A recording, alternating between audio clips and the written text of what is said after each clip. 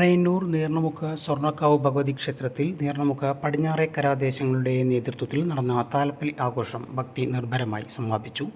ശനിയാഴ്ച രാവിലെ ക്ഷേത്രത്തിൽ ഗണപതി ഹോമം, നിറമാല, പ്രസാദ വിതരണം, നീർണ്ണമുക്ക് ദേശത്തിൻ്റെ നേതൃത്വത്തിൽ വൈകിട്ട് ആന, പഞ്ചവാദ്യം എന്നിവയുടെ അകമ്പടിയോടെ വിളക്ക് താലം പടിക്കൽ നിന്ന് എഴുന്നള്ളിപ്പ് നടന്നു. പേരൂർ ശിവൻ തിടമ്പേറ്റി.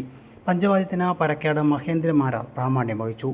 പടിഞ്ഞാറേക്കര ദേശത്തിൻ്റെ നേതൃത്വത്തിൽ പഴയന്നൂർ ഭഗവതി ക്ഷേത്രത്തിൽ നിന്ന് ആന, പഞ്ചവാദ്യം എന്നിവയുടെ അകമ്പടിയോടെ കാവിലേക്ക് എഴുന്നള്ളിപ്പ് നടത്തി.